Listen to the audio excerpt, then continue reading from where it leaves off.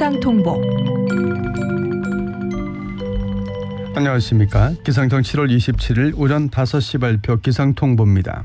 먼저 특보사항입니다. 제주도 산재호우주의보가 발효 중입니다.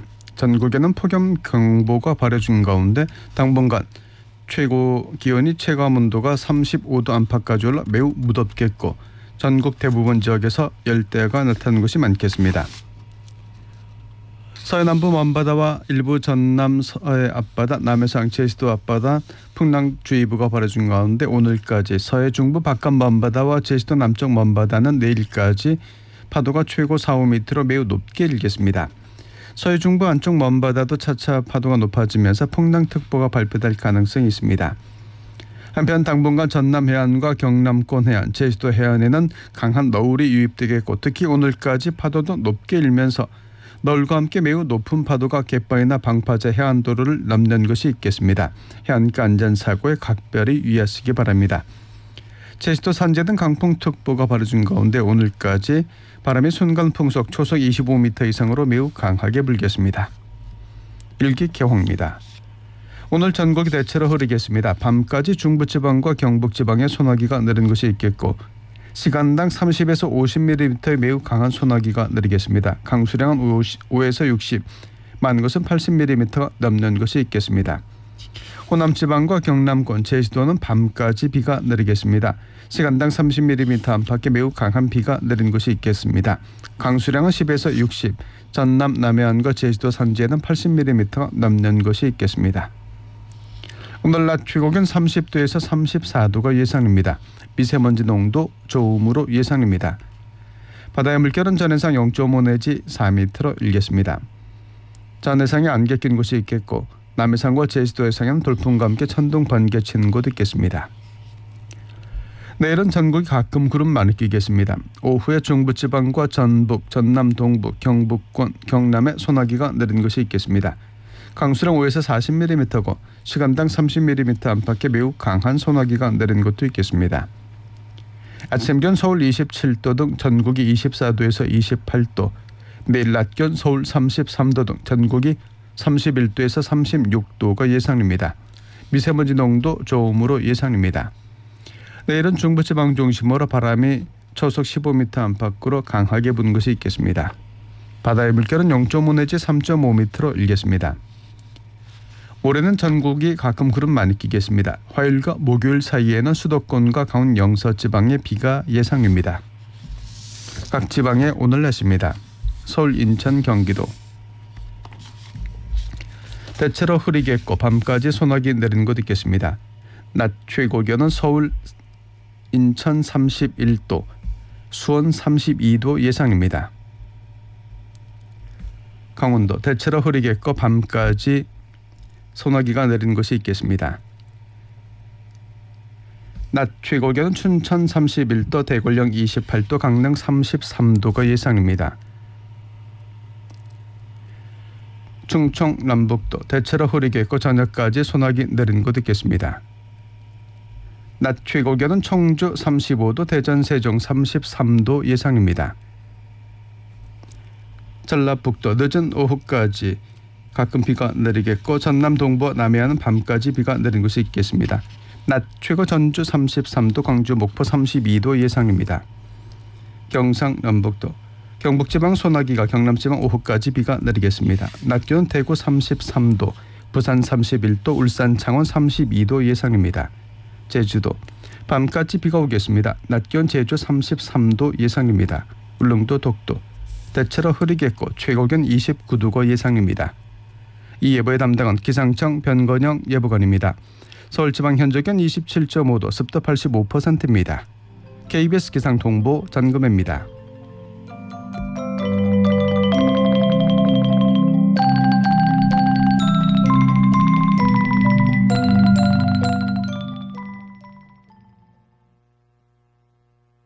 정성을 다하는 국민의 방송 KBS가 6시를 알려드립니다. AM 711kHz, FM 97.3MHz, KBS 1라디오입니다.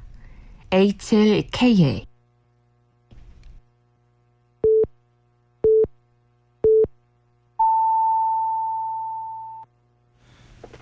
KBS 1라디오 6시 뉴스입니다. 2024 파리올림픽 개회식에서 우리나라를 북한으로 소개하는 황당한 사고가 일어났습니다. 한국 선수단 50여 명은 오늘 프랑스 파리 센강 일원에서 열린 대회 개회식에서 206개 출전국 가운데 48번째로 입장했는데 장내 아나운서가 우리나라를 프랑스어와 영어로 북한이라고 2번이나 잘못 소개했습니다. 북한은 프랑스어 국가명 표기법에 따라 153번째로 입장했는데 그때 장내 아나운서는 북한을 프랑스어와 영어 모두 제대로 호명했습니다. 대한체육회는 급히 회의를 열어 대응 방안을 논의하고 있습니다.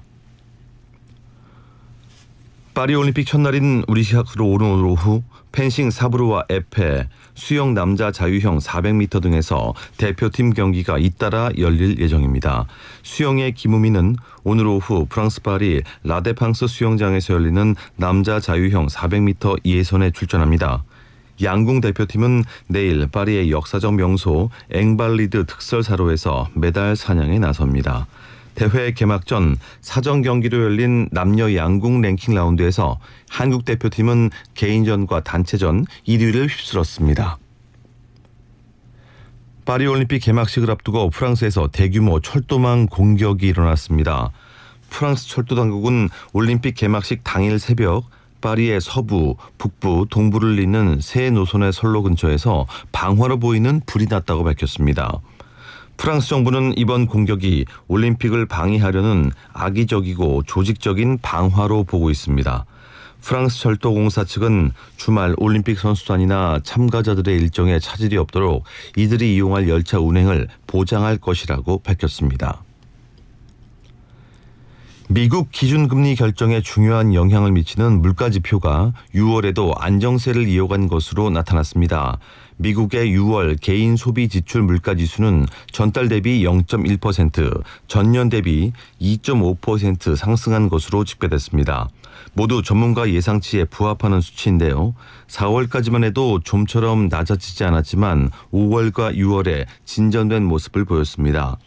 금리 인하 기대에 부합하는 지표가 나온 가운데 뉴욕 증시는 모처럼 일제히 상승했습니다. 대규모 정산 지연 사태에 빠진 티몬이 어제부터 상품을 산 소비자들에게 현장 환불을 시작했지만 10억 원가량의 환불금 지급 이후 사실상 환불이 중단된 것으로 확인됐습니다. 권도환 티몬 운영사업본부장은 오늘 새벽 티몬 본사에서 기자들과 만나 현재까지 260여 명 정도 환불금이 지급됐고 어제 오후에 시스템 때문에 지연돼서 다른 방식으로 지급하려 하다가 최종 부결이 돼 못하게 됐다고 밝혔습니다. 6만 개에 달하는 입점업체에 연쇄 부도 가능성까지 거론되는 가운데 정부는 소상공인 지원을 위해 긴급 경영안정지급 지원을 검토하고 있습니다. 국군정보사령부 소속 요원들의 정보가 외부로 흘러나간 정황이 포착돼 군 당국이 수사하고 있습니다. 군에 따르면 군 수사기관은 정보 요원들의 신상과 개인정보를 비롯한 기밀이 유출됐다는 단서를 확인하고 해당 내용이 북한 또는 제3국으로 넘어갔을 가능성 등을 들여다보고 있습니다. 정보사령부는 국군의 해외와 대북 군사정보 수집을 담당하는 첩보부대로 군 관계자는 군 수사기관의 수사가 진행 중인 사안으로 세부 내용은 공개할 수 없다고 밝혔습니다.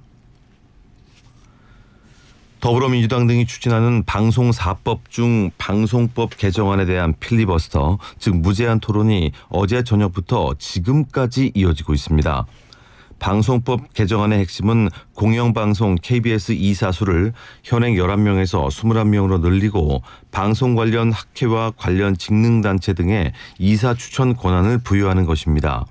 앞서 방송사법 중 방통위법 개정안에 대한 무제한 토론은 24시간이 지난 어제 저녁 종결됐고 이후 방통위법 개정안은 여당의 퇴장 속에 야당 단독으로 본회의를 통과했습니다.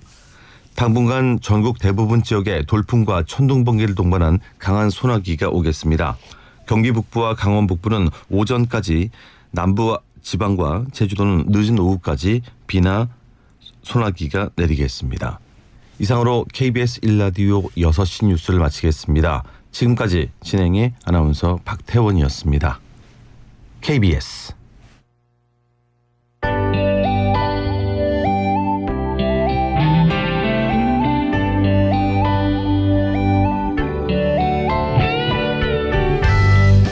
여행기 구석구석 코리아.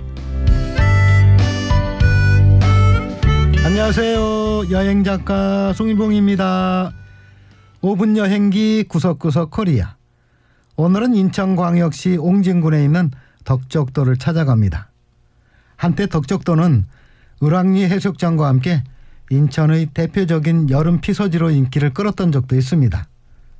비록 예전만큼은 아니지만 지금도 여전히 가족 단위의 여행자들이 즐겨 찾는 섬 여행지로 옛 명성을 이어가고 있습니다.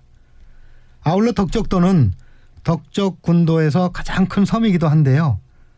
덕적군도의 주요 섬으로는 덕적도를 비롯해서 문갑도, 구럽도, 소야도 등이 있습니다. 덕적도는 그 자체만으로도 분명 좋은 여행지입니다.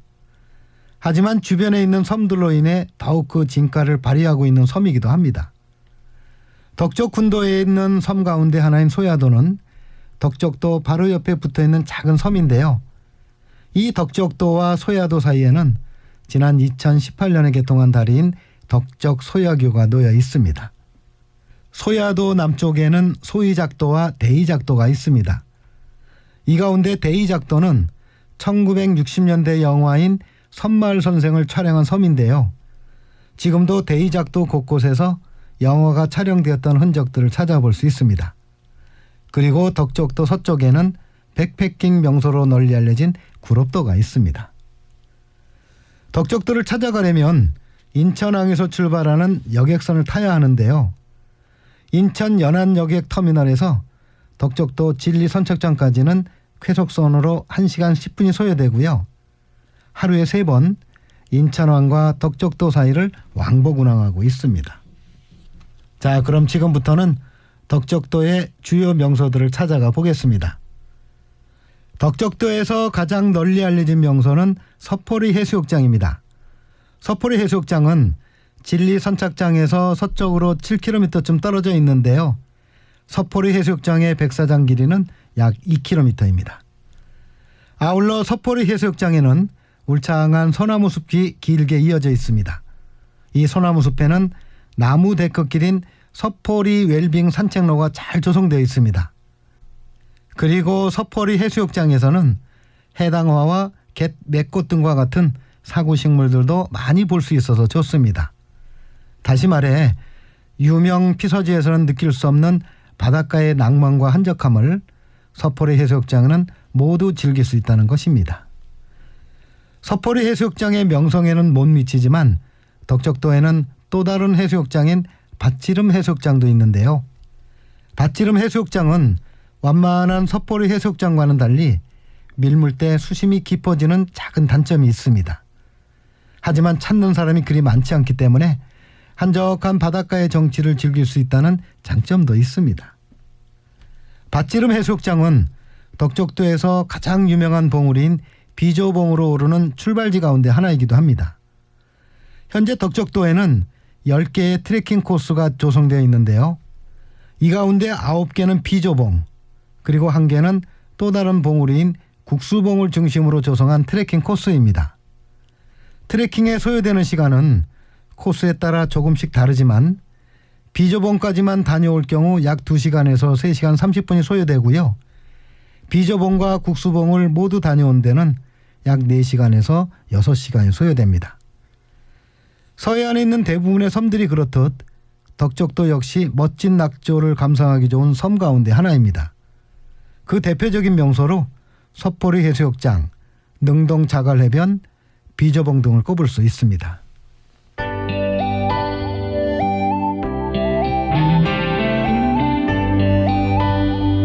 오분 여행기 구석구석 코리아. 오늘은 인천광역시 옹진군에 있는 덕적도에 대해 소개했습니다. 지금까지 여행작가 송일봉이었습니다.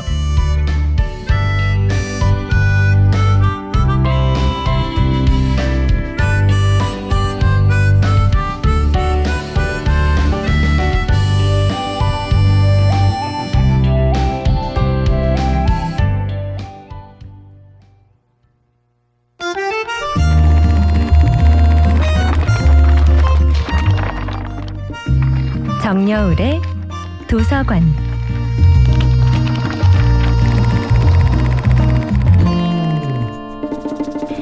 안녕하세요. 여러분과 아름답고 풍요로운 책 이야기를 나누고 있는 작가 정여울입니다. 이번 주에 함께할 작품은 로버트 존슨의 내면 작업입니다. 꿈 분석의 대가이자 융심리학 전문가인 로버트 존슨은 꿈이야말로 우리의 무의식이 의식을 향해 보내는 간절한 편지임을 기억하라고 말합니다. 로버트 존슨의 내면 작업은 꿈 이야기 속에서 자기 인생을 바라보는 비전을 발견하기를 촉구합니다. 꿈 분석 전문가들은 의미 없는 꿈이란 없다고 이야기합니다. 존슨의 책에 따르면 꿈은 우리에게 상징의 언어를 통해 말을 건다고 합니다. 예컨대 꿈에서 가족에게 교통사고가 일어났다면 다음날 가족들을 조심시킬 것이 아니라 가족의 교통사고라는 상징을 통해 우리의 무의식이 어떤 간절한 메시지를 보내려 하는지 알아봐야 한다는 것입니다. 그 꿈은 인간관계에 큰 문제가 생겼음을 뜻할 수도 있고 자기 안에 해결되지 않은 갈등을 상징하는 것일 수도 있습니다. 그런데 꿈의 해석을 의사나 정신분석 전문가에 맡기지 않고도 자신의 노력으로 풀어낼 수 있다는 것이 이 책의 핵심 주장입니다. 타인의 도움을 받기보다는 결국 내 꿈의 의미를 제대로 해석할 수 있는 것은 나 자신이라는 믿음을 가질 때 의식과 무의식의 통합이라는 과제를 해결할 수 있습니다. 의식을 나무에 비유한다면 무의식은 토양입니다. 무의식의 토양에서는 모든 종류의 정신적 자양분이 잠재되어 있습니다. 또한 의식의 핸들을 잡은 우리 자신이 어떤 정신의 씨앗을 뿌리는지에 따라 의식이라는 나무의 종류와 성장 정도도 결정됩니다. 어떤 책을 읽고 어떤 사람을 만나고 어떤 장소에 가보는 것 모두가 의식의 씨앗이 되지요. 우리가 좋은 삶을 살면 꿈도 좋아집니다. 꿈의 메시지에 따라 현실도 용감하게 바꿀 수 있다면 우리 삶은 더 아름답게 변신할 수 있습니다. 의식이 나무라면 무의식은 토양이라고 했지요. 무의식의 내용물이 쉼없이 의식 속으로 올라와 성장의 자양분이 됩니다. 무의식의 숨은 잠재력을 적극적으로 의식의 토양 위로 끌어올리는 것, 그것이 비로소 온전한 자기를 향한 개성화의 몸짓입니다. 우리가 무의식의 메시지를 잘 들어준다면 무의식은 우리를 향해 온전한 도움과 구원의 메시지를 줄 수 있습니다. 정여울의 도서관이었습니다.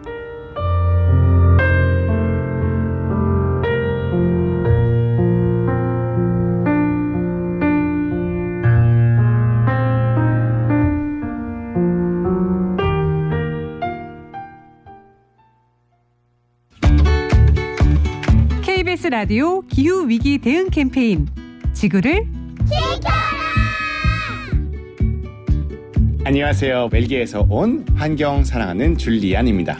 환경 얘기하면 사람들이 조금 유난 턴다 하면서 그런 부정적인 댓글 많이 받을 거라고 예상을 하지만 저는 의외로 정말로 응원의 댓글 더 많이 받는 것 같아요. 그래서 그만큼 많은 사람들은 요새는 정말로 환경에 대한 관심이 많구나 라는 것은 전 온몸으로 느끼고 있어요.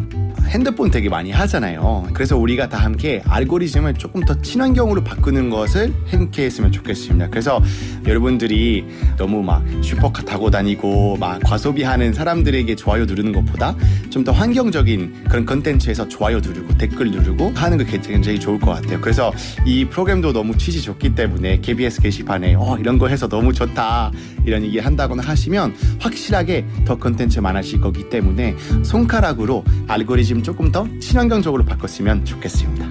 해외에서 그런 평가를 봤을 때 한국은 특히 기후변화에 대응해서는 거의 골칫골이거든요.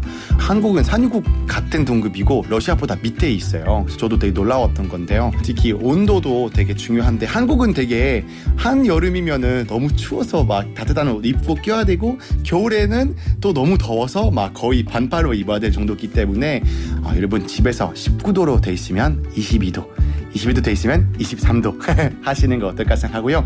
겨울에는 우리가 옷 하나 더 입고 그리고 보일러 1도 줄이는 것은 함께 동참하면 너무나 좋을 것 같습니다. 뜨거워지고 있는 지구. 지금 우리의 문제입니다. KBS 라디오 기후위기 대응 캠페인 지구를 지켜라 였습니다.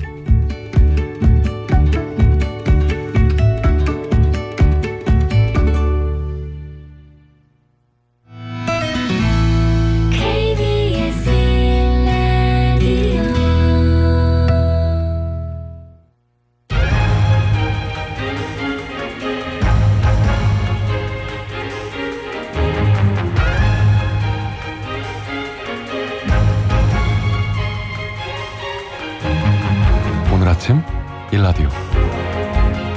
안녕하십니까. 오늘 아침 일라디오 아나운서 오승원입니다. 지난 10년간 119를 통해 신고된 자살 추정 신고와 위치 확인 요청이 4배 이상 증가한 것으로 나타났습니다. 소방청이 최근 발간한 지난해 통계 연보 내용인데요. 화재나 구급 관련 출동은 줄어들고 있는데요. 혼자 사는 가구가 많아지면서 가족이나 친구가 안전한지 확인해달라, 이런 신변 확인 요청이 급증하는 추세라고 합니다. 소방대원이 신고를 받고 출동해서 자살 시도자를 구조하거나 이미 사망한 채 발견한 신고 인원만도 지난해 9,400여 건을 넘었고요. 우리 애가 집을 나갔는데 며칠째 들어오지 않아요. 부모님이 연락을 계속 안 받아요. 이런 일들도 지난해 무려 34,000건에 달한다고 합니다. 1인 가구 중에서도 요즘은 고령자, 또 치매 환자들이 늘어나고 있는 게 이런 신고 건수가 늘어나는 큰 원인 중 하나라고 하는데요. 점점 더 고령화되고 또 1인 가구의 비중이 늘어날수록 이런 통계 수치가 더 커질 수 있겠죠. 우리 사회의 암울한 자화상을 보게 되는 현상 같아서 정말 안타까운데요.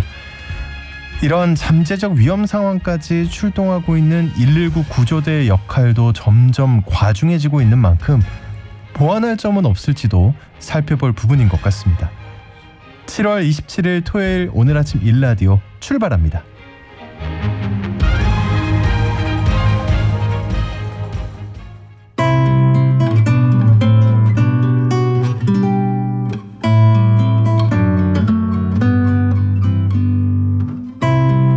정원으로 인문학 여행 떠나는 나의 작은 식물원 시간입니다. 가든 디자이너로 활동 중인 오경아 대표님과 함께합니다. 어서 오십시오. 네, 안녕하세요. 지난번에 핀란드의 피스카스 마을 이야기 네. 정말 기분 좋게 들었습니다. 오늘 어떤 곳으로 또 떠나보나요? 사실 제가 이제 핀란드 피스카스 소개해드리면서 핀란드 스웨덴 보름 동안 여행을 하고 견학을 하고 왔다 그랬잖아요. 네. 이 견학의 가장 하이라이트 장소였어요. 여기를 꼭 가려고 해서 한 20년째 여기를 가보고 싶다 하다가 드디어 가본 거였는데요. 네. 칼 본 린네라고 아시죠? 아니요. 생물학 시간에 생물학 시간에 배우셨잖아요. 식물 이름 장명법 발명한 스웨덴의 식물학자. 그랬나요? 제가 문과여가지고 죄송합니다. 칼본 린네. 칼본 린네가 사실은 이제 식물의 이름을 지어주는 방법을 개발했고, 그리고 그 전까지 이름이 너무나 많은 혼선을 빚고 있을 때 이 식물은 이거라고 부를게라고 이렇게 식물 짚는 법을 발명해 주신 분이세요. 그래서 이분 자체가 예를 들면 붓꽃 같은 경우도 붓꽃 중에는 아이리스, 그 다음에 그 뒤에 묻는 명이 하나가 더 있거든요. 이런 식으로 가족 이름 아이리스, 그리고 원래 이름 요렇게 짓는 그 장명법을 발명하신 분이세요. 근데 원래는 이분이 식물을 너무너무 좋아해서 식물 공부를 하고 싶었는데 1800년대만 하더라도 식물학이라는 고유의 학문 분야가 없었어요. 그러다 보니까 의과대학을 가야만, 왜냐하면 모든 의과가 약으로 그 치료를 하는 학문이잖아요. 그래서 내과를 전공하게 되면은 그 약의 대부분이 다 식물로부터 추출을 하기 때문에 우리나라 동의보감도 똑같고요. 식물학을 공부하지 않을 수가 없거든요. 그래서 식물학을 공부하고 싶어서 내과, 의사, 그 의학을 전공을 했고요. 의학을 전공하고 난 이후에도 바로 다시 식물 쪽으로만 집중해서 들어갔던 분이시고, 네, 엄청 좋아했는데, 근데 사실 저도 이분은 조사하다가 이분은 집안 내력인가 보다라는 생각을 했어요. 식물 좋아하는 거가요. 원래는 서양인들 영화 보면 왜 너 이름이 뭐냐 이렇게 중세시대 때 물어보면 son of 누구누구의 아버지, 누구누구의 아들이다 이런 식으로 아버지 이름 그리고 son 이렇게 붙어서, 예를 들면 니콜슨 이런 것도 니콜의 son이란 뜻이에요. 성이 사실은. 그런 거예요? 네, 그런 걸로 해서 무슨 선 이렇게 들어가는 거는 다 누구누구의 아들이다라는 그 이름에서 된 거거든요.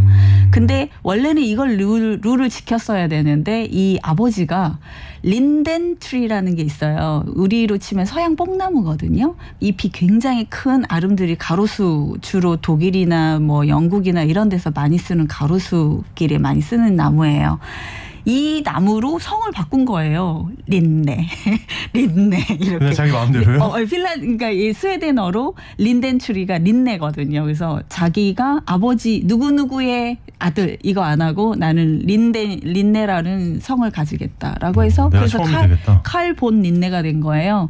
그러니까 아버지부터가 벌써 식물을 굉장히 좋아했던 사람이구나 생각이 들고요. 이름에 있네요. 그게. 네. 그래서 의과대학 졸업하고 근데 이분이 식물 좋아하고 이러시면서 뭐 삶이 아주 순탄하지는 않았어요. 왜냐하면 이제 직업을 구해야 되는데 당신은 의과 나오면은 의사를 해야지 식물학을 공부할 수는 없거든요. 근데 본인이 이 자리를 구하려고 몇 년을 좀 헤매다가 결국은 구한 자리가 원래 자기 모교이기도 한 옵살라라고 하는 곳이 있거든요. 그 스톡홀름에서 이것도 한 40분 떨어져 있는데요. 네. 그 옵살라 유니버시티라고 있는데 여기는 영국의 케임브리지나 옥스포드처럼 도시 전체가 대학이라고 보시면 될 것 같아요. 그래서 옵살라라는 되게 유명한 대학이 있는 도시인데 여기가 모교이기도 해요. 여기서도 공부했거든요. 그래서 이 모교에 루드백이라고 하시는 분이 계시는데 이 분이 원래 조그마한 그 옵살라 대학에 딸린 그 정원을 수목원처럼 관리를 했어요. 가든을요. 식물원은요. 근데 이분이 은퇴를 하시면서 이걸 물려줘야 되니까 칼 린네가 손을 번쩍 들고 제가 할게요. 제가 이렇게 해서 거기를 가족들을 다 데리고 교수인데도 불구하고 가족들을 다 데리고 가서 그 정원을 계속 일구면서 그렇게 그 조성한 정원이 있거든요. 제가 그 정원을 보러 간 거예요. 20년 동안 원했던 벼르고 별러서. 그렇군요. 네, 그래서 그 정원이 사실은 이제 저는 가든 디자이너이기 때문에 더 현란하고 예쁘고 막 이런 정원 정말 많이 보거든요. 근데 그런 정원하고는 조금 차원이 다른 약간 근본이 있다 그래야 되나요? 그러니까 식물학을 공부한 사람이 만든 그리고 식물에 대한 근본을 마련한 이 사람이 만든 정원이 어떤 모습일까가 저는 너무너무 궁금했었는데요.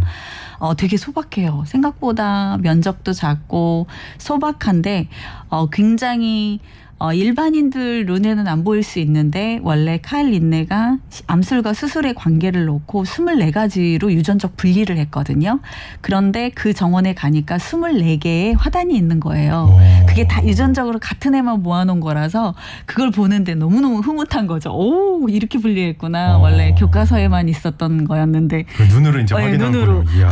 얘네가 같은 종에 있었구나. 이렇게 확인하는 그런 재미가 있어서 식물학 공부 좋아하고 식물에 대해서도 좋아하고 정원 좋아하시는 분들은 거의 성지순례 하듯이 한번 가보는 장소기는 합니다. 네. 그렇군요. 식물에 대한 열정이 대단한 곳을 다녀오셨는데 근데 그분은 왜 그렇게 식물이 좋았을까요? 그냥 아니 뭐 부모님이 좋아해서 그랬을까요? 그런 것도 있기는 한데 저도 사실은 그 이제 방송 작가 하다가 나중에 이제 식물을 좋아하게 됐는데요. 식물을 좋아하는 건 사실 되게 원초적인 그 유전적인 것보다는 인간적인 되게 원초적인 감각이에요. 왜냐하면 몸이 아프거나 혹은 자기한테 조금 정신적, 물리적으로 어떤 위험이 닥치거나 이랬을 때 자연스럽게 식물한테 숨는 경향들이 좀 있어요. 그래서 뭐 예를 들면 이런 얘기 가끔 들으셨겠지만 암 치료 해야 되는데 나는 그러니까 화학적 치료 안 하고 케미칼 치료 안 하고 들어봤어요. 자연으로 들어가겠다라고 했는데 뭐 의사가 진단하게 1, 2년 남았습니다. 근데 10년 넘게 사시는 분 막 이런 분들 속출하시잖아요. 모든 케이스가 다 그런 건 아니지만 그런 이유들이 자연에서 인간의 몸이 회복된다라는 그 리커버리 된다 그러잖아요. 그건 너무 믿어요. 그거가 우리가 본능적으로 안다는 거예요. 그래서 사실은 아주 젊었을 때 어린아이들은 식물이나 정원으로 잘 못 들어오는데 본인의 몸이 좀 취약하거나 이런 사람들은 바로 이거 좋아하는 경향으로 싹 바뀌어요.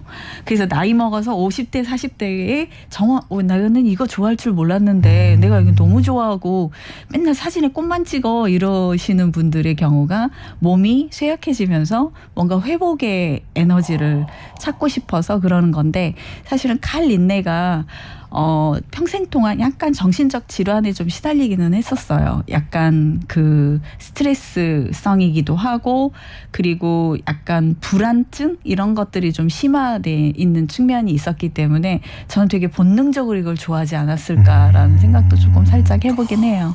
저도 사실은 그런 케이스기는 해요. 아, 그래요? 네, 저 방송 일 잘 하다가 이 분야로 간 이유 중에 하나가 제가 몸이 되게 힘들어지고 뭔가 이렇게 가슴이 막 벌렁거리면서 뛰는 증상 그리고 막 식은땀 나오는 증상.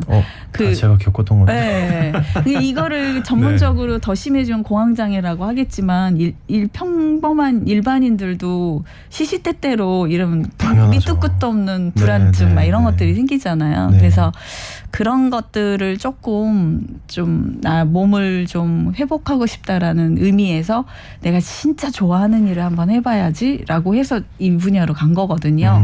그러다 보니까 식물 좋아하고 이러는 것들이 사실 그런 영향에서 많이 비롯된다고 저는 그렇게 생각을 좀 하고 있습니다. 좀 어떤 강렬한 이끌림이 생기는 건가 보네요. 맞아요. 우리가 살기 위해서. 맞아요. 그래서 지금 식물이 별로다. 그럼 건강하신 거고요. 생각해지시면 이거 너무 좋은데 키우고 싶다 막 이런 생각 드실 거예요. 저는 이제 그렇게 멘탈적으로 힘들 때 바다로 갔거든요. 근데 사람들이 바다에 가서 뭐 속된 표현으로 꽂히는 포인트들이 다 다르더라고요. 맞아요. 어떤 친구들은 막 물고기, 어떤 맞아요. 친구들은 근데 저는 그렇게 산호를 좋아해요. 근데 일종의 산호가 화단이거든요. 제가 요즘에 산호를 그리고 있어요. 제가 원래 태초에 모든 식물은 바다로부터 출발을 했고 바다에서부터 육지로 올라오는 진화의 과정을 지금도 겪고 있거든요. 그래서 산꼭대기까지 가는 거예요. 이게 식물의 일종의 여정이에요. 지금도 끝나지 않아요. 네, 바다에서 시작이 돼서 모든 식물은 수생식물이 조금씩 변화돼서 이렇게 올라온 그런 거기 때문에 산호가 어쨌든 식물이 붙어서 살기도 하고 근본적인 바탕이 되는 애여서 저는 산호 보면서 산호는 동물도 아니고 식물도 아니거든요. 맞아요. 그 중간 어디인데 너무 멋있다. 와, 그래요. 그죠? 다이빙 하셔야겠군요. 다이빙은 너무 무서워요. 그건 너무 무섭고 그 다큐는 많이 보고 있어요. 예. 근데 이번에 이 20년 만에 벼르고 별렀던 정원에 가신 거잖아요. 네네네. 그러니까 그 24가지 말고 어떻게 느끼셨어요?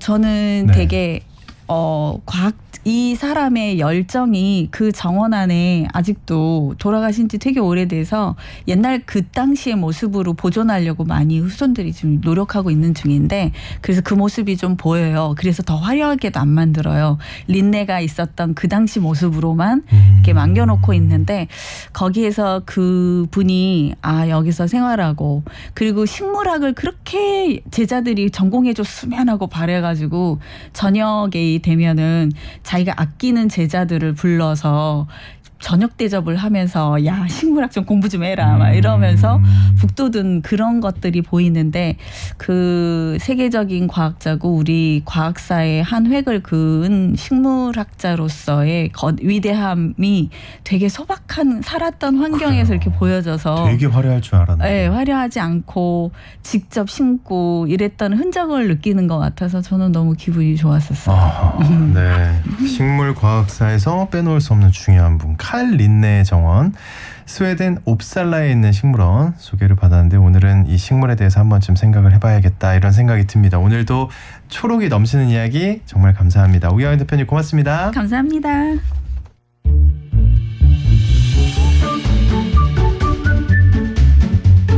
아침을 여는 기분 좋은 습관 KBS 오늘 아침 1라디오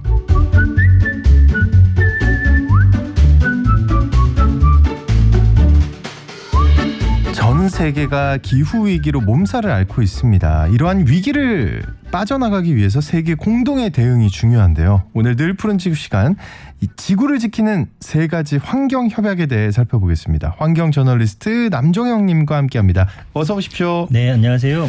이거 마치 이건 무슨 만화 제목 같은데. 지구를 지키는 3가지 환경 협약이요. 예, 네, 그렇습니다.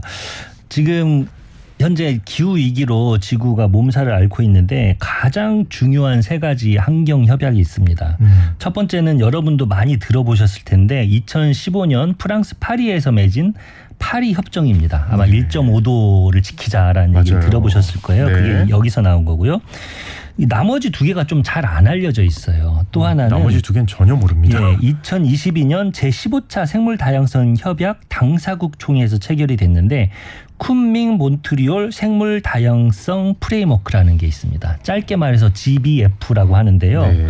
이거는 이제 이 기후 위기를 막기 위해서는 자연 보전을 제대로 해야 된다라고 해서 협약을 맺었습니다. 그리고 또 아직 체결은 안 됐는데 올해 체결을 목표로 하고 있는 플라스틱 규제 협약이 있습니다. 플라스틱 규제 협약. 예, 플라스틱 생산량을 점차적으로 줄이고 플라스틱 쓰레기를 줄이자라는 협약입니다.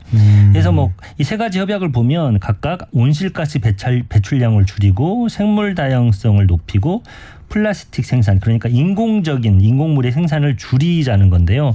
전체적으로 사실은 다 연결된 문제라고 볼 수 있습니다. 네. 먼저 파리 협약 많은 분들이 들어보셨을 것 같아요. 내용 간단하게 얘기해 주시죠. 네. 이 UN 기후변화 협약 당사국 총회라고 있습니다. UN 기후변화 협약은 그러니까 우리가 이제 기후변화에 이 모든 나라가 공동의 노력을 기울이자 해가지고 이 협약을 맺은 건데 이제 그걸 어떻게 지키냐를 가지고 매년 당사국의 대표들 그러니까 각국의 대표단들과 정상들이 모여가지고 회의를 해요. 그래서 뉴스 많이 들어보셨을 거예요. 올해도 모였는데 아무런 결론 없이 끝났다라는 뉴스가 자주 나오고 있는데 바로 그게 이제 당사국 총회인데 2015년에 드디어 이제 협정이 체결됐는데 그게 바로 파리 협정입니다. 그러니까 화석연료 사용으로 인해서 온실가스 농도가 높아지고 지구 평균 기온이 상승하고 있는데 각국이 노력해서 산업화 이전에 비해서 온도 상승폭을 1.5도 이하로 좀 줄여보자라고 합의를 맺은 겁니다. 근데 이 협약의 특징이 강제 조항이 없다는 겁니다. 이 부분들을 좀 사람들이 잘 모르시는 것 같아요. 강제 조약이 없다. 예. 그러면 협약 안 지키지 않나요? 솔직히? 그래서 이제 계속 매년 당사국 총회를 하는데 계속 특별한 결론이 나지 않는 이유가 이제 그 때문이라고 사실 볼 수가 있죠. 그래서 강제성 조항인 게 뚝 빠진 건데 우리가 뉴스에서 가끔씩 볼 때 국가 온실가스 감축 목표라는 게 등장하잖아요. 뭐 2030년까지는 40%를 줄이고 무슨 수송 부문은 몇 %를 줄이고 이게 바로 파리 협정에 보고하기 위한 그 NDC를 말하는 거예요. 그 자발적으로 우리는 이렇게 줄이겠다라고 하는 걸 말하는 거죠. 그래서 이런 식으로 우리나라뿐만이 아니라 각국이 언제까지 얼마만큼 온실가스를 줄이겠다는 목표를 유엔에게 제출을 합니다. 그리고 그 제출하는 것만으로 끝나진 않으니까 5년마다 이행 점검이라는 걸 받아요. 지켰냐 안 지켰느냐를 한번 보는 거죠. 근데 안 지켜도 뭐 불이익은 없습니다. 그러니까요. 네. 예. 그러니까 제가 들으면서도 한편으로는 약간 실망감이 계속 생겨나는 이유가 그런 불이익이 없으니까 그렇죠. 네. 그 자발적으로 감축 제재 효과가 있을까요? 뭐 아마 이런 사람들이 있을 거예요. 애당초 처음부터 숙제를 쉽게 내는 사람도 있을 거고요. 그렇죠. 스스로한테 주는 거니까. 그리고 뭐 숙제를 눈치 봐서 좀 내는데 안 하는 사람도 생길 거고요. 그래서 기후협정도 다르지 않습니다. 온실가스 감축량을 낮게 설정하는 국가. 이를테면 중국 같은 경우는 2050년까지는 안 한다고 그랬어요. 뭐 그런 식으로. 중국에서 안 하면. 네. 그리고 뭐 감축 목표를 이행하지 않는 국가 등도 생길 수 있죠. 근데 그렇다고 해서 이게 아예 효과가 없다고 볼 수는 없습니다. 왜냐하면 지금 전 세계 경제 체제가 화석연료 중심에서 재생에너지 체제로 넘어가고 있거든요. 그래서 시장 자체가 재편되는 상황이기 때문에 각국이 재생에너지로 전환하지 않으면 우리는 경제적으로 좀 힘들어지겠다는 거를 그러니까 시장에서도 힘들어지겠다는 걸 다 알고 있습니다. 그래서 우리나라 같은 경우는 아직 뭐 OECD에서도 꼴찌 수준의 어떤 재생에너지 비중을 가지고 있지만 이미 뭐 유럽연합이나 미국은 상당수로 전환이 됐기 때문에 큰 흐름은 잡혔다고 보면 될 것 같고 같고요. 또 네네. 민간에서도 이제 이 파리협정의 특징이 뭐냐면 협정에는 규정이 안 돼 있지만 민간에서 계속 규제하는 흐름이 있습니다. 여러분 한 번 정도 들어보셨을 텐데 RE100이라고 있잖아요. RE100. RE100. 예, 이게 뭐였죠? 네. 민간 기업이 쓰는 에너지 100%를 재생에너지로 충당한다라는 개념이거든요. 네, 우리 저번 시간에 다룬 것 같은데요. 예, 저번 시간에 잠깐 다뤘죠. 그러니까 일종의 이것도 캠페인입니다. 캠페인인데 사실 기업에게는 캠페인이 아닌 상황이 되고 있어요. 왜냐하면 전 세계 유수한 기업, 이를테면 뭐 구글, 애플 이런 회사가 RE100을 선언하면 우리 재생에너지 100% 쓸게라고 끝나는 게 아니라 애플에 납품하는 업체도 재생에너지를 써야 되는 거예요. 그래서 애플은 납품업체한테도 재생에너지 썼다는 증빙을 보내라. 강요하는 거죠. 보입니다. 그렇기 때문에 사실 시장 자체가 개편되는 상황이어가지고 파리협정이 아예 뭐 무효하다라고 볼 수는 없는 거죠. 네. 그리고 두 번째 협정이죠. 중요한 협정. 쿤밍 몬트리올 생물 다양성 프레임워크. 이건 굉장히 생소해요. 예. 그래서 뭐 말도 처음 들어보고 그러셨을 텐데 맞아요. 심지어 이제 저희 기자들도 이거는 생소해서 많이 보도를 안 하는 경향이 있어요. 근데 이 기후변화 협약에서 온실가스를 줄이려고 노력을 하다가 이제 과학자들이 깨달은 게 그 발전소만 바꾼다고 되는 게 아니다. 사실은 뭐 고래나 생태계 혹은 뭐 습지 이런 곳들이 다 탄소를 흡수한다. 맞죠. 그래서 우리가 아무리 풍력발전소 많이 지어도 한쪽에서 자연을 파괴하면 아무 소용이 없다라는 거를 깨닫게 된 거죠. 그래서 야생을 보존하기 위해서 이 협약을 만든 거예요. 쉽게 말해서 GBF라고 짧게 말해서 많이 얘기를 하는데 여기서 아주 도전적인 목표가 제시됐는데요. 2030년까지 전 지구 육지와 해양의 30%를 보호구역으로 정한다고 결정을 했어요. 쉽게 말해서 국립공원으로 정한다는 겁니다. 건들지 마라. 30%를 건들지 마라라고 하는 거죠. 그래서 이게 아주 도전적인 목표고 우리나라도 여기에 협약에 서명을 했습니다. 했어요. 예. 근데 국토의 30%를 보호지역으로 지정한다. 이거는 굉장히 도전적인 목표 아닙니까? 예, 그렇습니다. 2030년까지 얼마 남지 않았는데 진짜 얼마 안 남았는데요. 그래서 우리나라도 지금 제5차 국가 생물 다양성 전략이라는 걸 만들어 가지고 이 계획을 다 지금 만들었습니다. 그래서 2030년까지 30%를 보호구역으로 지정 관리하겠다. 여기에는 이제 국립공원도 포함이 되고 뭐 습지 보호구역 여러 가지 다양한 보호구역이 포함이 되긴 합니다만 그래도 여전히 이 도전적인 목표인 거는 맞습니다. 그리고 또 이 GBF에서는 살충제 사용이나 음식물 폐기물도 50% 줄이도록 규정이 돼 있어요. 살충제 사용. 근데 우리나라는 아직 여기에 대해서는 구체적인 수치로 제시를 안 해가지고 조금 환경단체가 비판을 하고 있습니다. 근데 이 GBF조차도 파리협정과 마찬가지로 자발적인 이행 체제이기 때문에 좀 한계가 있을 수 있다는 점 좀 알아야 될 것 같습니다. 네. 마지막 플라스틱 협약인데요. 이거는 지금 현재 만들어가고 있는 상황이라고요. 이게 플라스틱 오염을 줄이기 위해서 이제 세 번째 협약으로 국제사회가 만들고 있는데 아마도 올해 11월에 부산에서 열리는 회의 때 아마 최종 타결이 될 거라고 보고 있어요. 그때가 목표입니다. 하여튼 부산에서 11월에 하는 게 부산에서 사진을 찍겠다라고 해서 지금 당사국들이 계속 모여서 회의를 하고 있는데 이 플라스틱 생애 전반 주기에 대해서 다 감축을 하자는 거예요. 생산량도 줄이고 그리고 사용량도 줄이고 또 사용한 거는 재활용을 하고 뭐 이런 식으로 지금 강론을 만들어 가고 있는데 문제는 선진국하고 개도국 간의 이견이 많은 상태입니다. 쟁점이 뭐냐면요. 1차 플라스틱이라고 폴리머라고 있는데요. 이 생산량을 감축하느냐 마느냐가 있어요. 그러니까 이란이나 사우디아라비아 뭐 러시아 같은 산유국 왜냐하면 이게 플라스틱은 석유를 정제하는 과정에서 나오기 때문에요. 산유국은 생산량 감축까지는 하지 말자. 재활용만 잘해도 된다라는 입장을 보이고 있습니다. 중국도 그런 입장을 보이고 있고 반면에 이제 선진국 같은 경우는 아니다. 생산량도 감축을 해야 된다. 선진국 같은 경우는 이미 생산량이 감소세로 돌아섰거든요. 근데 반면에 개도국은 지금까지 너희들이 다 만들어 놓고 다 오염시켜 놓고 왜 우리한테 이래. 이게 똑같은 기후협정에서도 같은 논쟁이 반복이 그럴 되거든요. 것 같아요. 그래서 올해 11월에 이게 최근 들어서 체결이 안 될 수도 있겠는데라는 의견이 조금씩 나오기도 있기는 합니다. 그런데 이런 의문이 듭니다. 지금 저희가 3가지 협약을 얘기했잖아요. 네. 그럼 지금까지 그 전에도 협약들이 있었을 텐데 뭔가 성공한 협약이 있나? 지금까지 만들어진 환경협약이 한 100가지 정도 된다고 그래요. 아주 많은데 환경협약의 특징이 대부분 자발적인 감축, 자발적인 이행 체제를 가지고 있습니다. 근데 반면에 진짜로 아주 분명하게 성공한 환경협약이 하나 있는데 1987년 몬트리올 의정서예요. 이게 뭐냐면 여러분 혹시 기억나실지 모르겠지만 예전에 냉장고를 쓸 때는요. 구형 냉장고를 쓸 때는 거기서 프레온 가스가 나왔습니다. 학창 시절에 많이 배웠어요.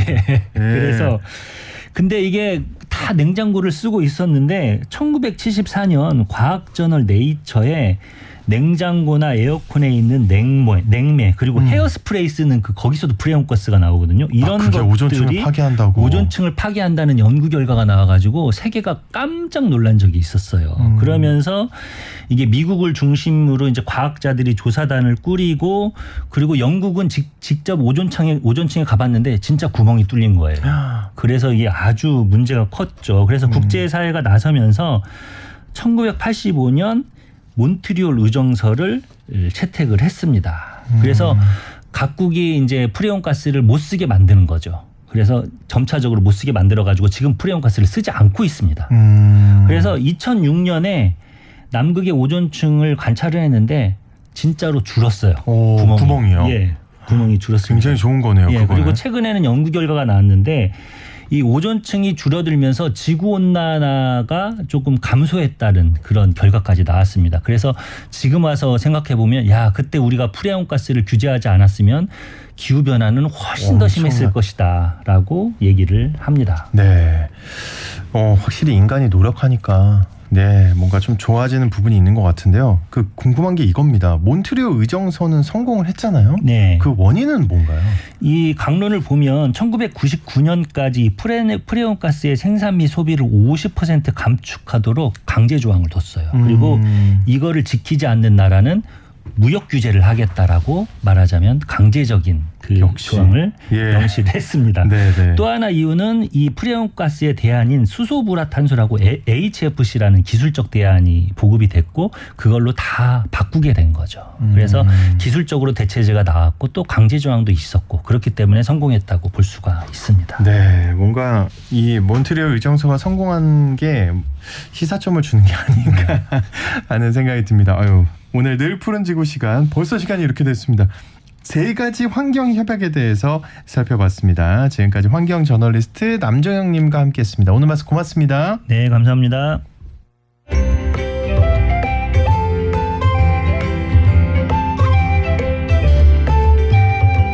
상쾌한 하루의 시작. KBS 오늘 아침 1라디오. 고요한 명상을 통해 삶에 대한 지혜를 찾는 시간입니다. 명상의 지혜, 오늘도 명상 요가 전문가 원정혜 선생님과 함께합니다. 어서 오십시오. 안녕하세요. 오늘 어떤 얘기 해보나요? 오늘은 오래된 경전 중에 도덕경에서 많이 들어봤죠. 네, 삶의 지혜에 대해서 시험 볼 때. 네, 삶의 지혜에 대해서 좀 배울 점이 없을까 찾다 보니까 도덕경에 이렇게 한 파트가 딱 나온 건 아닌데요.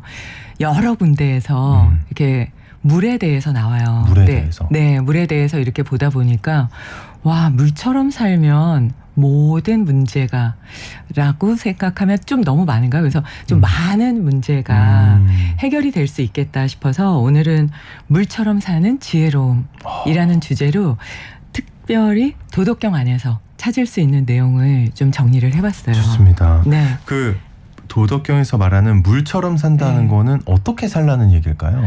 우선은 이제 그거를 하나하나를 항목을 이제 천천히 좀 정리를 해봤는데요. 여기에선 100개 골짜기나 강해를 비유하면서 이렇게 물이 흘러가면서 이런 현상들이 일어나니까 이런 것들을 따라가세요 하는데 그 제일 처음이 아래로만 흘러라. 아래로만 흘러라. 네. 그리고 그룹을 짓지 말아라. 그리고 끝까지 인내하면서 살아라. 이게 이제 핵심이에요. 그러니까 물이 겸손하기도 하고 내세우지 않기도 하지만 가만히 보니까 인내심이 대단하기로는 물같이 대단한 게 없다라고 이제 종결 지어지는데요. 그 내용을 특히 그 김용옥 선생님의 라스트 코멘터리 노자가 옳았다 중에서 내용이 잘 정리가 돼 있어서요. 그 내용을 좀 중심으로 해서 인용을 하면서 말씀을 좀 드릴까 해요. 네, 일단 아래로 네. 살아라는 무슨 뜻입니까? 아래로? 물은 아래로 흐르니까 아래로 살아라. 네네. 어떤 의미일까요, 이게? 아래는 좀 대부분 싫어하죠. 사람들이. 아, 위아래를 말하는 네. 거예요? 그래서 아래로만 내려가면 사람들은 내가 뭔가 실수를 했나? 잘 못 사나? 내가 무시당하나? 나 이렇게 살면 삶의 의미가 없는 거 아니야? 하는 명예가 좀 낮아지는 거. 그리고 사람들이 서열을 정하는 그중에서 나는 제일 끝에, 제일 뒤에 이렇게 되는 것을 물은 그냥 스스로 알아서 한다는 거예요. 그러니까 보통은 좋은 집이나 좋은 환경, 더 좋은 것, 더 좋은 사람들한테 더 존경받기를 원하는데 그래서 사람이 사는 곳에는 다툼이 항상 있을 수밖에 없다라고 전하고 있어요. 근데 물처럼 아래로만 흐르게 되면 겸허해지고 그리고 자연 흐름의 어떤 근원이 되기 때문에 근원을 자청하는 그 사람을 누군가 고통스럽게 만들거나 공격하는 횟수는 많이 적어진다는 거예요. 그러니까 아래로만 흐르면 나 자신이 우선은 평화로워지고 막 위로 올라가려고 하지 않으니까요. 그리고 다른 사람들도 아래에 있는 사람을 굳이 나를 내세우지 않는 사람을 굳이 공격하진 않잖아요. 그래서 평화로움과 행복함을 같이 가질 수 있다. 그래서 작고 큰 다툼에서 벗어날 수 있다라고 얘기를 해요. 그 그룹 짓지 마라는 그때 생각해보면 그 당시에는 그룹을 많이 졌나 보네요. 근데 진짜 그룹 짓는 것처럼 기분 나쁜 게 없잖아요. 그렇죠. 소외되면 또 굉장히 기분 나쁘고요. 네, 뭐 예. 같이 이제 일하다가 인사하고 이렇게 갔는데 뒤에서 막 웃으면서 막 이렇게 뭔가 얘기하는 것 같으면 내 얘기 안 하는 건데도 괜히 기분 나쁘고 그냥 그 다음부터는 보기 좀 어려워지고 하듯이 그런 아주 작은 것까지도 이제 예를 들어서 말씀을 해주셨는데요. 작은 그룹쯤 너랑 나랑은 잘 통해, 이 사람은 잘 안 통해, 뭐 이런 것들 있죠. 요즘 SNS에서 뭐 좋아요를 이 사람은 누르고 저 사람은 안 누르고 뭐 이런 것들도 그룹 짓기에 해당한다고 해요. 그러니까 사람들이 그러면서 모르는 새 적들을 막 만든다는 거예요. 근데 거기에 끌려가는 사람도 문제가 있고 그거를 또 그렇게 그룹 지어서 행하는 사람도 문제가 있다고 또 심리학 파트에서는 얘기를 해요. 자, 흐르는 물처럼 산다는 게 이제 뭔가 순리대로 사는 것 같고요. 그렇죠? 네네. 지혜로운 거 확실한 것 같습니다. 네네. 근데 그 특별히 도덕경에서 물의 특성처럼 사는 게 좋다고 하는 이유가 뭘까요? 우선은 불의 특성처럼 살라고 하는 데는 거의 없거든요. 그러니까 우리 보통 불똥 튄다 이러잖아요. 그래서 뭔가 화를 내거나 막 불은 위로만 올라가잖아요. 그렇게 되면 나도 태우고 상대방도 타게 되는데요. 이게 경전에도 나오거든요. 누군가에게 화를 내서 던질 때 숯을 잡아서 던지는 것처럼 내가 먼저 타고 내가 먼저 상처 입는다는 거예요. 그러니까 불처럼 살라는 건 없는데 물처럼 살라는 건 그냥 가만히 보면은 좀 타인과 구분하지 않으면서 이강 저강 또는 이 바다 저 바다를 구분하지 않고 봤잖아요. 예를 들면 집에서 흘러갔던 어떤 오물도 그것도 그냥 흘러서 샘물로 가고 샘물에서 강물로 가고 강물에서 그냥 대해로 가듯이 그때 넌 오지 마. 넌 더러운 물이야. 그리고 선을 긋는다거나 내친다거나 않죠. 그러지 네. 않고 그냥 받아들이면 한강에서 바다로 가면 너 한강이었었잖아 이러고 내치지 않잖아요. 근데 사람 사는 사회에서는 뭐 학력이나 뭐 인간관계나 어디서 태어났니? 예, 어디서 네, 태어났니 부모님, 고향이 지역까지 어디니? 그렇죠. 그리고 뭐 종교나 뭐 좋아하는 성향까지 나누면서 자타를 구분하기 때문에 그렇게만 하더라도 이게 문제가 되기 때문에 그냥 색깔도 구분하지 않고 그냥 모여지는 순간 왔니 하고 반갑게 맞이하고 그 전에 있었던 그 모든 것들 지나간 것들을 그냥 잊어버리는 거죠. 근데 사람들은 그때 나 저 사람하고 불편했어. 나 저 사람 진짜 싫어. 나 저 사람한테 내가 상처받았었잖아. 저 사람 내 뜻대로 안 돼. 이러면서 벽을 올리기도 하고 공격하기도 하고 상대방의 마음을 오해하거나 곡해하면서 이제 이게 문제가 많이 되는 경우가 있잖아요. 그렇게 살지 말아라 하는 내용들이 쫙 이어지고요. 그냥 완전히 또 다른 새로운 물이 되는 것처럼 저 혼자 있을 때는 저의 삶이지만 오하나운서님을 만나서 지금 이렇게 같이 할 때는 같이 하는 게 되잖아요. 그렇죠. 그냥 그거에 만족하면서 받아들이라는 게 물의 가르침이라고 해요. 이게 진짜 아름답지 않는가 그렇습니다. 싶어요. 저는 물이 또 마냥 부드럽기만 할까요? 요즘 같은 장마 네네. 이럴 때 불어나는 물 보면 네. 불보다 물이 더 무서운 생각도 맞아요. 들어요. 네네. 막 쓸려 나가고 제가 이제 막 이렇게 자료를 찾다 보니까 90년대 물 난리가 나서 목까지 물이가 찬 거예요. 그런데도 서울이요? 불구하고 서울이요. 그런데도 불구하고 스티로폴 위에서 막 그 출근하기 위해서 나가시는 분들을 보면서 그런 사진 본 것 같아요. 저도. 그러면서 물이라는 게 우리 일상에서는 진짜 감사하고 고맙기도 하지만 이렇게까지 삶에 직접적으로 영향을 미칠 수 있겠구나 하는데요. 그런 물이 우리 삶에 직접적으로 이렇게 두려움을 주기도 하지만 또 자연을 아름답게 만든다고 도덕경에서는 얘기하고 있는데요. 한 방울 한 방울 한 방울 떨어져서 수천 년 동안을 떨어지면서 동굴을 만드는 그 인내심. 그러니까 막 지겨워. 이거 언제까지 해야 돼? 지루해. 저 이거 보면서 되게 반성을 했는데요. 저도 좀 들으면서 반성하고 있습니다. 이제 뭔가 반복하다 보면 지루하다. 이거 언제까지 해야 돼? 삶의 고통스러운 순간이 오면 지나갔네 이랬는데 또 오고 또 오고 또 오면 이거 언제까지 이 고통을 그러니까요. 이럴 때가 이러려고 있잖아요. 내가 사는 건가 싶기도 하고요. 맞아요. 네네. 근데 물이 그걸 알려준다는 거예요. 자연의 예술품을 이렇게 한 방울 한 방울 떨어뜨려서 만드는 나의 모습을 봐 하면서 정말 그 아름다움을 보여준다고 하는데요. 이보다 더 아름다운 게 모든 생명을 살리고요. 내가 살렸으니 하는 내세움이 없다는 거예요. 그러니까 물이 지나가면서 나무한테 봐봐 나 없었으면 너 벌써 뿌리 넘어졌을 거야 막 이러지 않잖아요. 그냥 쓱 지나가면서 모든 생명을 살려주고 우리도 물이 없으면 사람도 못 살잖아요. 근데 그냥 유유히 흘러가고요. 그리고 모든 오물을 정말 다 닦아주고 나서도 내가 닦아줬잖아. 너 지저분했었는데 나 없었으면 냄새 났을 텐데 막 이렇게 하지 않잖아요. 그냥 쓱 닦아주고 지나가잖아요. 그럼 내세움이 없다라는 것도 대단한 힘이라고 해요. 그러니까 아래로만 흐르고 그리고 모든 걸 행하고도 내세우지도 않고 그러면서 끊임없이 한 방울 한 방울 해서 뭔가를 만들어내고 뭔가 새로운 게 왔을 때 벽을 치지 않고 다 받아들인다면 모든 문제가 해결되지 않을까. 그러니까 남이 싫어하는 걸 먼저 행하고요. 그리고 이제 무거운 책임이 있어도 그냥 기꺼이 그래 이게 책임이지만 나를 믿고 이렇게 오는 거 아니야? 하면서 이제 갖은 모욕에서도 흔들리지 않고 나아갈 수 있는 그런 마음을 물이 알려준다고 보고요. 네. 그리고 명예와 이득을 탐내지도 않고요. 그러면서 이게 나아가는데 그렇기 때문에 이게 정치하는 나라를 다스리는 쪽에서 역사적으로 정말 많이 이 도덕경을 인용하기도 하고 정치하시는 분들이 이걸 보면서 나는 성군이 되기를 원했다 했던 왕들도 굉장히 많다고 합니다.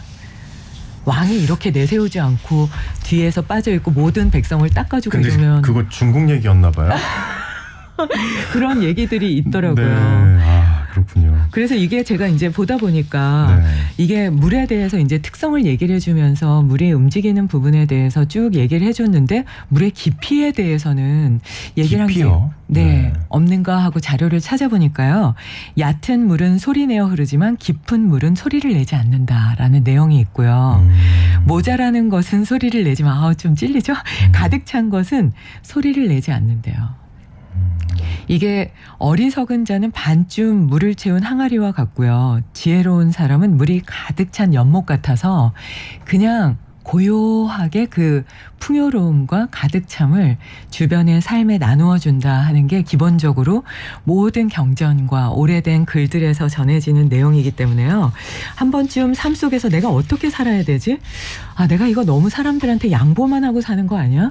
내가 너무 뒤에 처져 있는 건 아니야? 이럴 때 아니야. 내가 이렇게 하면서 내가 갖고 있는 재능을 좀 잘 발휘하고 그러면서 사람들을 좀 돕기도 하면서 나누기도 하면서 두려움 없이 나가는 건 정말 당당하게 나아가는 방법이 아닐까라고 스스로를 좀 다독다독할 수 있는 그런 좋은 내용이 아닌가 해서 좀 준비를 해봤습니다. 네. 물처럼 사는 지혜로움을 좀 되새길 수 있게 네. 어떤 대목들을 중심으로 명상 요가를 해보면 좋을까요? 하나만 좀 해주세요. 우선은 네. 이제 온갖 계곡의 시내와 강과 바다가 흘러가는 것과 같이 그렇게 이게 도덕경의 32번째 가름인데요. 그렇게 도는 자기를 낮춘다라고 했고요. 모든 계곡의 물들이 큰 강이나 바다로 흘러가듯 만물이 자연스럽게 도로 귀순하듯 그렇게 모든 걸 평등하게 대할 수 있다면 모든 문제가 해결이 된다라고 했었는데요. 이게 이제 노자의 사상이라고 해요. 그러니까 이게 노자는 계속 겸허함에 대해서 얘기를 하고 있거든요.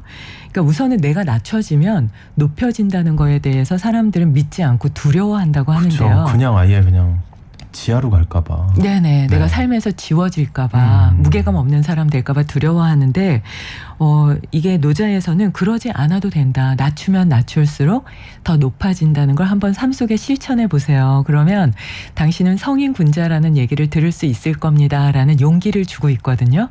그래서 저는 이 부분에 대해서 정말 좀 많이 삶 속에서 실천해 보고 싶다 하는 생각을 하게 됐고요.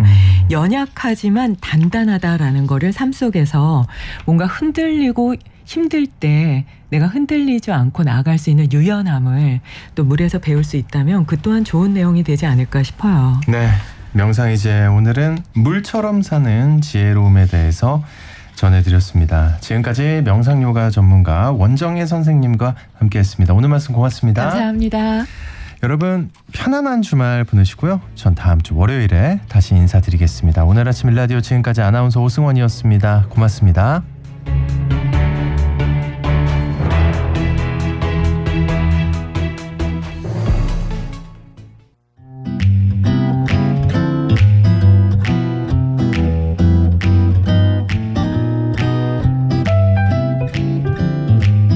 안녕하세요.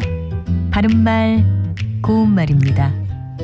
거짓 뉴스, 가짜 뉴스 들어보셨나요? 무엇이 참이고 무엇이 거짓인지를 제대로 분별할 수 있는 지혜가 정말 필요한 요즘인 것 같습니다.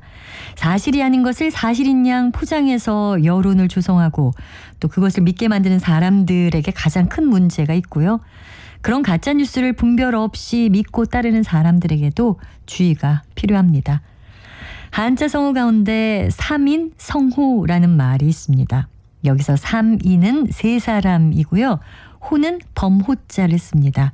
세 사람이 짜면 거리에 범이 나왔다는 거짓말도 꾸밀 수 있다는 뜻인데요.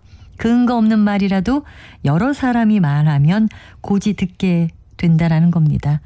비슷한 뜻으로 세 사람만 우겨대면 없는 호랑이도 만들어낼 수 있다라는 우리말 속담도 있습니다. 긍정적으로 보면 여럿이 힘을 합치면 안 되는 일이 없다는 뜻도 되겠지만 부정적인 의미로 사용되는 경우에는 여럿이 떠들어 소문을 내면 사실이 아닌 것도 사실처럼 된다는 것을 비유적으로 이루고 있습니다. 어떤 일에 대해서 사실과 관계없이 여기저기서 떠들어대다 보면 사실 확인도 안 한 채 그저 믿어버리는 어처구니 없는 일들도 일어나기 마련입니다. 따라서 그 대상이 되는 개인이나 기업 또는 사회에는 치명적으로 작용할 수도 있으니까요. 항상 신중을 기해야겠습니다. 바른말 고운말 아나운서 변희영이었습니다.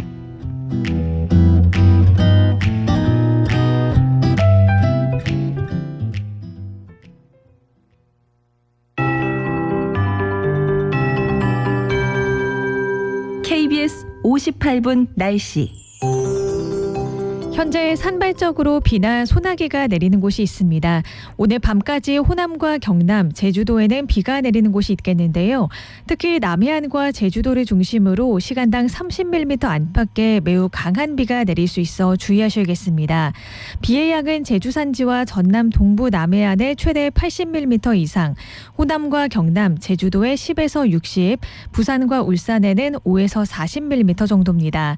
그 밖에 중부지방과 경북 지역에는 밤까지 5에서 많게는 80mm 이상의 소나기가 내리는 곳이 있겠습니다. 시간당 30에서 50mm의 매우 강한 소나기가 내리면서 돌풍과 함께 천둥 번개가 치는 곳이 있겠고요.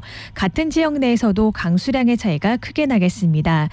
현재 전국에 폭염특보가 발효 중인 가운데 지난 밤 사이에는 열대야가 나타난 곳이 많습니다. 한낮에는 찜통더위가 이어지겠는데요. 낮 기온 서울과 춘천 31도, 강릉과 전주, 대구가 33도, 청주는 35도까지 오르겠습니다. 습도가 매우 높아서 체감하는 온도는 35도 안팎까지 오르겠습니다. 온열 질환에 걸리지 않도록 물을 자주 마셔야겠습니다. 내일도 대부분 지역에 소나기가 내리는 곳이 있겠고요. 오늘보다 더 무덥겠습니다. 현재 서울의 기온은 27.6도입니다. 조하늘입니다.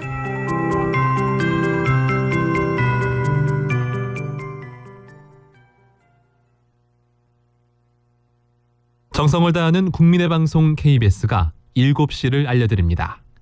AM 711kHz, FM 97.3MHz, KBS 1라디오입니다.